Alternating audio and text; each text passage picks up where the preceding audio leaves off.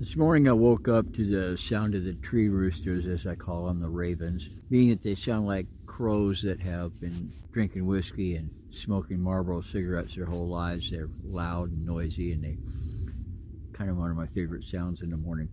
I haven't been on here for a long time. It's been a weird year. I think the last thing I posted on YouTube, we had been in here for the rainforest run in August, and it's now beginning in November. Since that time, we've run across the country, over to Virginia, down to Florida and back. Lots going on, lots happening. I wanted to kind of catch up on things because it has been a while, and I don't really feel bad about Instagram, YouTube, Facebook, all of that stuff, and I've been ranting a lot politically on Facebook, which I'm probably not going to stop doing. But I do feel bad a little bit about my Patreon crew because I have some people that are, paid subscriptions, and try to give them something. But this is a weird life. I started out this whole thing because in 2012 I was traveling around and I ran into nomadic retired people that were living on their motorcycles, and I ran into quite a few of them, and since then I've really not found another one. I'm not saying that there aren't there, and there are some famous nomadic people, but they actually have homes, they actually have places, and places they return to, or they're well funded and traveling extensively. I wish I was, going to South America and Mozambique or wherever the heck, but we're kind of more limited, living on Social Security and a minimal retirement. But anyway, this last year's been kind of strange. Lynn started riding with me in December, and we switched motorcycles. We went to something bigger. Let me see if I can straighten this stupid camera up a little bit. There we go. We switched motorcycles, and it's been good. She's been a trooper. I mean, we've put up with cold and wet and rain and wind and everything else. The motorcycle isn't as fun as a DR. Just with all the weight and everything else, it's sort of like, driving a freight train. And things have kind of changed a lot. I love motorcycle riding. This year has been tough. We left December of 2025 and headed towards Texas with the intention of staying down in Big Bend National Park. Big Bend at that time should be warm. Through the winter, it's gripes. It's as far south as Corpus Christi.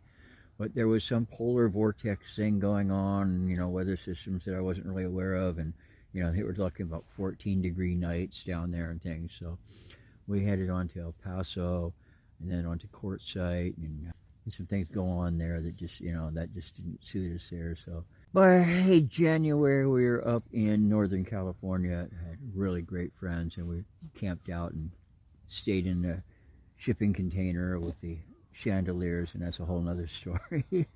And by March, I'm thinking, I really wanted to show Lynn Utah. I love Utah. It's a great area. It's got some very unique things. And in fact, later I'm going to talk about Washington. I think that Utah's got one of the few places that has something that Washington, Oregon don't have in the rock formations and things like that. So we went to Utah, and in March, you should be able to go all over Utah and enjoy it. But it was, again, ridiculously cold, and we ended up, dodging in and out of places, just really not enjoying it like we should, looking for a place all the time, every night, and we kept circling back. We saw some great things. I got some good pictures, and we had a great time, and I'll go back again at some point.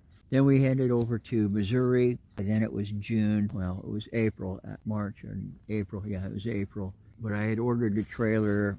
We got to Missouri earlier than I expected. The trailer took longer to come than I expected. We ended up spending like 6 weeks there. And then I headed off to South Dakota. I had been through South Dakota a couple times, but had not seen several things that I wanted to take Lynn up Beartooth Pass again, because when I went up, you couldn't look around or anything. You had to keep your eyes on the road. And, that made things a little more difficult.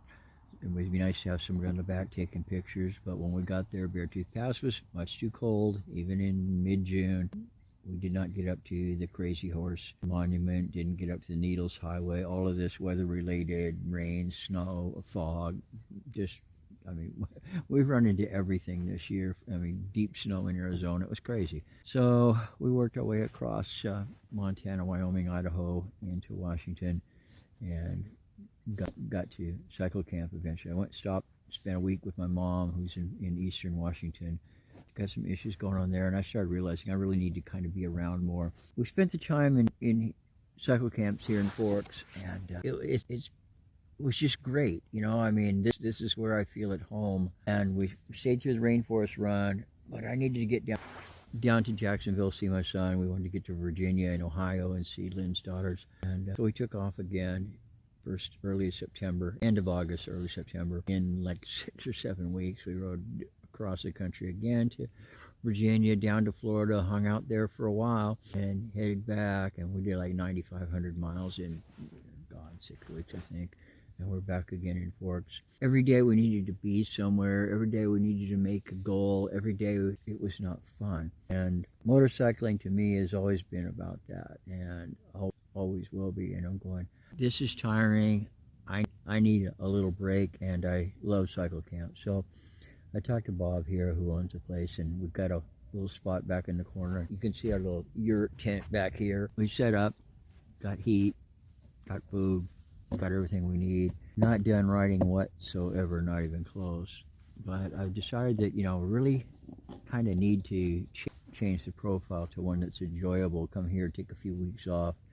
Right now we're looking at riding out the winter, so probably not much riding till February, March. Then we'll take off again. And what I intend to do is park for a week or so and then go out for a couple weeks and back and forth with a major concentration.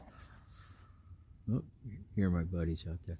With a major, I hear you. I know where you are. Anyway, with a big concentration on the Northwest, I found that Washington State especially, but Washington, Oregon, Idaho, Montana, maybe even into Wyoming, Northern California, have just about anything that any state in the country has. I mean, it may not have the tallest mountains and everything, but it's got mountains, forests, deserts, sand dunes, ocean, little oceanside towns, metropolitan areas, farmland, wheat fields, fishing villages, everything.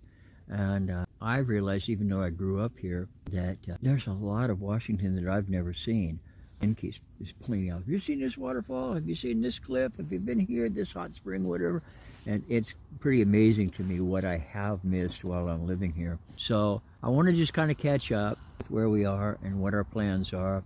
Put something out, and I'll put this out on all the platforms. I am not an influencer.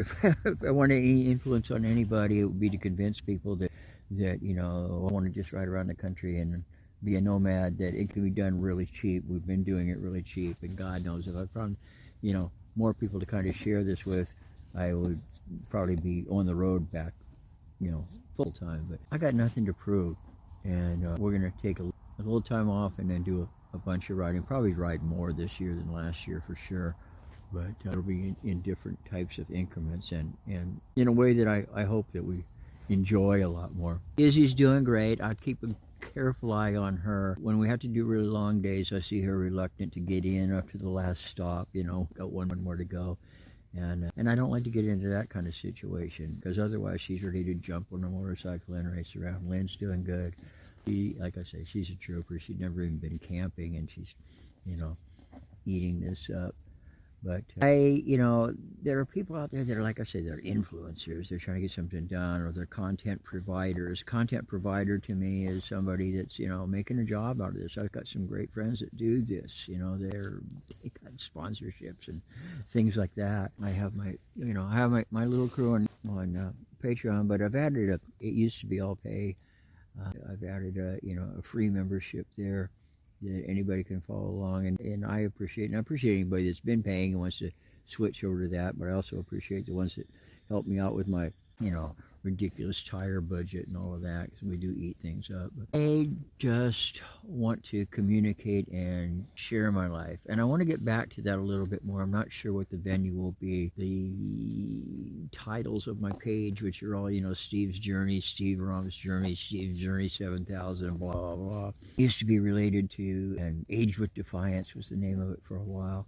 But you know, I want to get into discussions about philosophies, reality, you know, sexuality, life in general, things that we all share. So, and not just motorcycles. When I started putting up some political posts on my Instagram page, somebody jumped all over me. He says, you need to stick to motorcycles and puppies. And I'm going, I don't really need to stick to anything at all.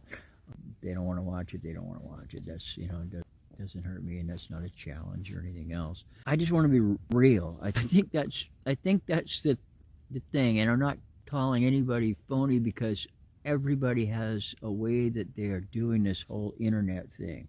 Everybody has a way, and I think that's what's gotten to me is that I had this feeling for a while that you got to put out, so many things a week, and reels are the thing, and this and that, and set up the shots and all, and somebody saying you need to be in them more, and blah blah blah blah, and I'm going, I don't need to do any of that crap, and I don't need to worry about who's following. I do care about the people who are following, so I want to share life. I'd love to hear from, and more than just about anything, I would love to have people, come on up to cycle camp and let's take trips together.